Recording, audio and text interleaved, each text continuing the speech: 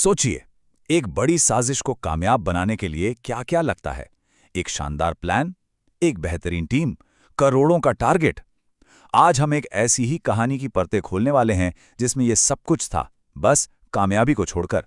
और शायद इसकी किस्मत तो इसके नाम में ही लिख दी गई थी, असफल अभियान। एकदम किसी ब्लॉकबस्टर डकैती वाली फिल्म की तरह। सोच कर देखिए, इस कहानी में वो सारे मसाले थे। एक भागा हुआ मास्टरमाइंड, अपने अपने काम में माहिर लोगों की एक टीम और करोड़ों का एक बहुत बड़ा टारगेट। मतलब अगर आप कागज पर देखें ना, तो ये एकदम परफेक्ट क्राइम की रेसिपी थी। एक ऐसा प्लान जो इतना सटीक था, इतना डिटेल था कि उसका फेल होना नामुमकिन सा लगता था। लेकिन इतने परफेक्ट प्लान में एक एक ही गड़बड़ थी, और वो था इसका नाम। मिशन का नाम ही रखा गया था असफल अभियान। ऐसा लगता है जैसे लिखने वालों ने अंजाम तो पहले ही तय कर दिया था।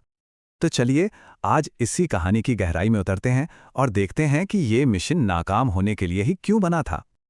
तो हर बड़ी डकैती में एक बड़ा निशाना होता है। इस कहानी में वो निशाना था सिडनी फॉस्टर। सिडनी फॉस्टर एक अमेरिकी ट्रेड अटाशे। अब अपराधियों के लिए ये टारगेट न एक दो-धारी तलवार जैसा था। एक तरफ वो घड़ी की सुई की तरह बिल्कुल टाइम पर चलता था, जिससे उसके हर एक कदम का अंदाजा लगाना आसान था। लेकिन दूसरी तरफ उसकी सिक्योरिटी किसी किले जैसी थी, जिसे भेदना लगभग नामुमकिन था। और उसकी सिक्योरिटी कितनी तगड़ी थी, इसका अंदाजा बस इस बात से लगाइए कि उसकी कार एक चलता फिरता किला थी। पीछे के दरवाजे सिर्फ ड्राइवर ही डैशबोर्ड से कंट्रोल कर सकता था, यानी एक बार कोई अंदर आ गया तो बाहर निकलना नामुमकिन। लेकिन कहानी में असली ट्विस्ट तो तब आता है जब फॉस्टर की पत्नी डायना अनजाने में एक बहुत बड़ा राज खोल देती है। उसने बताया कि मनीला में एक अमेरिकन सेक्रेटरी असल में एक CIA एजेंट था, जिसे मरवा दिया गया था।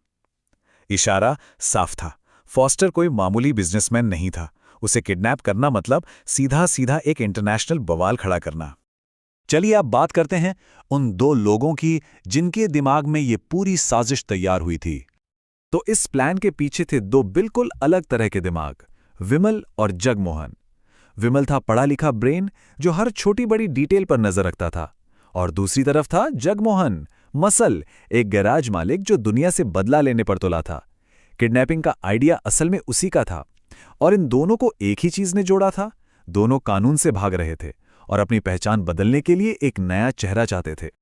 विमल कोई छोटा मोटा अपराधी नहीं था। उसका असली नाम था सरदार सुरेंद्र सिंह सोहल, और वो इतना बड़ा नाम था कि 6 राज्यों की पुलिस ने उस पर 1 लाख रुपए का इनाम रखा हुआ था, यानी कि वो एक बहुत बड़ा खिलाड़ी था। अब जगमोहन की कहानी वो एक ट्रेजेडी से शुरू होती है। अपने परिवार की मौत के जिम्मेदार ट्रक ड्राइवर की हत्या करने के बाद वो अपराध की दुनिया में आ गया था, और वो भी कानून से बचने के लिए एक नया चेहरा चाहता था।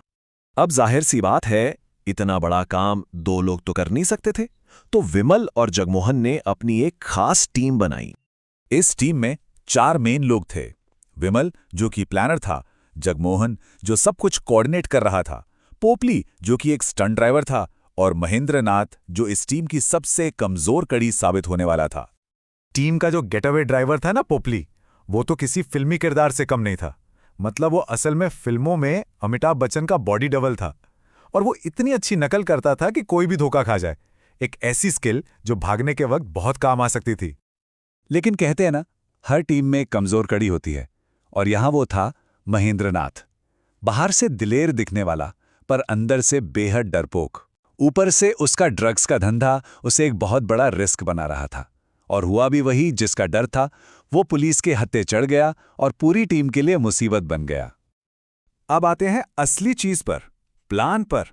वो प्लान जो कागज पर तो एकदम परफेक्ट था, लेकिन असलियत में उसकी नींव में ही दरारें थीं। तो प्लान को 5 हिस्सों में बांटा गया था। चलिए एक एक करके समझते हैं। पहला कदम, सर्वेलांस। विमल ने फोस्टर की पत्नी डायना को अपने जाल में फंसाया ताकि घर के अंदर की खबर मिल सके। दूसरा, टाइमिंग। उसने फोस्टर के हर मिनट के रास्ते का नक्शा तैयार किया। तीसरा, ट्रैप। कृष्णा नदी के पुल पर एक चोरी का ट्रक फोस्टर की कार को रोकेगा। चौथा, अटैक। पोपली मोटरसाइकिल पर ड्राइवर को काबू करेगा और बाकी टीम फोस्टर को उठा लेगी। और आखिरी कदम, हैंड ऑफ। फोस्टर को एक विद्रोही गुट को बेचकर मोटी रकम वसूल की जाएगी। और विमल की प्लानिंग की बारीकी तो देखिए जरा। उसने हिसाब लगाया था कि 50 किलोमीटर प्रति घंटे की रफ्तार से फोस्टर की कार ठीक 9:12 पर पुल पर पहुंचेगी और ठीक उसी वक्त ऊपर से एक मालगाड़ी गुजरेगी। मालगाड़ी का शोर किसी भी हमले की आवाज को आसानी से दबा सकता था। विमल ने अपनी टीम को साफ साफ कह दिया था, हमारा शिकार वक्त का इतना पाबंद है कि उसे देखकर घड़ी मिलाई जा सकती है। हमें भी वैसी ही पाबंदी दिखानी होगी, वरना हम कामयाब नहीं होंगे। मतलब कि सटीकता ही इस प्लान की जान थी। तो फिर सवाल यह है कि इतना सटीक प्लान आखिरकार फेल कैसे हुआ? चलिए इसकी वजहों को देखते हैं। तो इस परफेक्ट प्लान को डुबोया किसने? असल में 3 बड़ी वजहें थी। पहली, उनका सबसे बड़ा इंफॉर्मेशन का सोर्स डायना फॉस्टर अचानक देश छोड़कर चली गई, मतलब जानकारी का रास्ता ही बंद हो गया। दूसरी, खरीदारों ने आखिरी मौके पर डील बदल दी और फॉस्टर को एक बेहद खतरनाक जगह पर लाने को कहा। और तीसरी और सबसे बड़ी वजह, इंसानी गलती।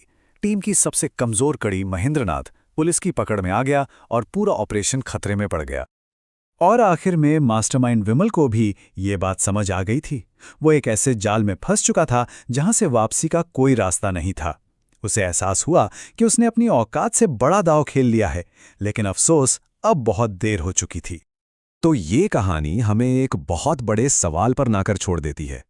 इस दुनिया में जहां इंसान गलतियां करते हैं और किस्मत कभी भी पलट सकती है, क्या कोई भी प्लान, चाहे वो कितना ही शानदार क्यों ना हो, क्या वो सच में परफेक्ट हो सकता है?